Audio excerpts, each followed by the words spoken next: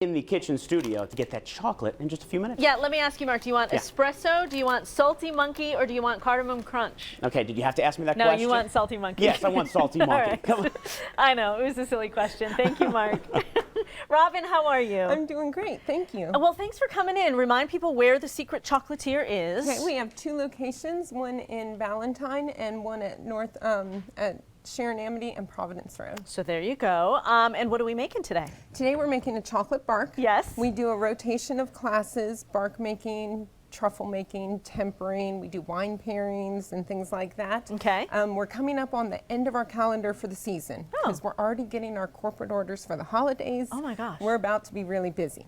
Wow. So we do host them for private parties. So if you've got 6 people or more, you can sign up just for a class for yourself. Oh, that's but fun. Right now we're at the end of our calendar for the individual sign-ups. Okay. So well, then we're taking the class to you. We're making bark today. So you've got 4 ounces of tempered chocolate there. You can stir it up, get a feel for it. What kind of chocolate do you like to use? If people are going to make this at home, what do they need to know? This one is a 60% dark chocolate. Okay. You can use white chocolate, milk chocolate. We like the 60% because it's a little darker than milk, but not the overly dark, overpowering flavor. Okay. This really highlights your inclusions. Well, inclusions are anything between nuts and fruits, sprinkles, marshmallows, whatever you want to throw in there. Love it all. Why don't you pick 2 or 3 different things? And these are almonds, pecans, and cherries. Okay. They go right in the bowl. Okay. These are sprinkles and toasted coconut.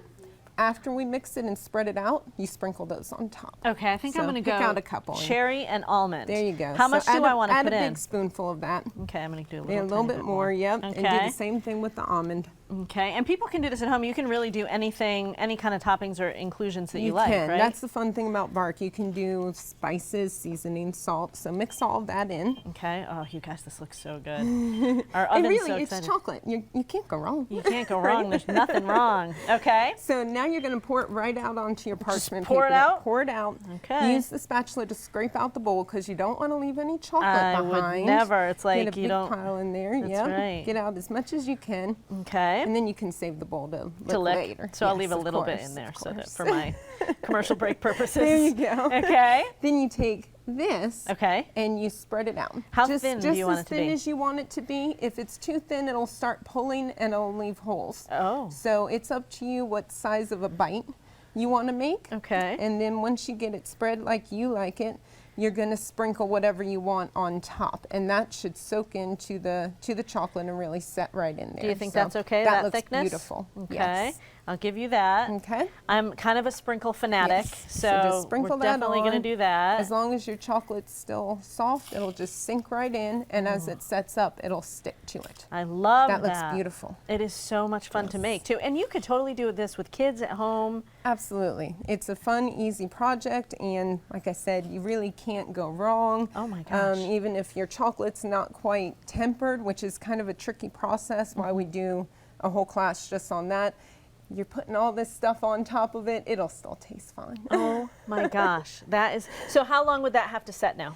About 20 minutes if you leave it at room temp. Okay. It could go in the fridge for just 5 minutes or less and set up. You don't want to leave it in the fridge too long because then it could be too cold or humidity gets to it. Oh, and that's when it turns funny colors, yes, right? Yes, chocolate is very sensitive. So we keep it kind of at room temp as long as possible if you can handle waiting. That's the tricky part, which is kind of why I'm glad that you have all this here with you.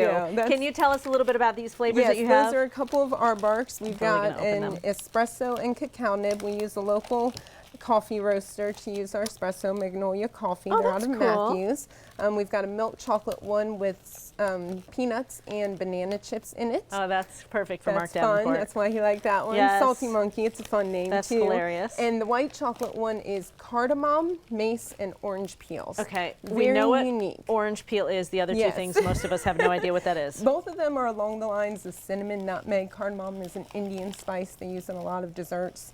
Mace is what was used before nutmeg became well known and used throughout the world. I think that you have rigged this so that I cannot get in because I think you don't want me to have it. I'm like struggling mightily with this ribbon. Here you go. Just stick your lick the finger bowl. in there. Good woman.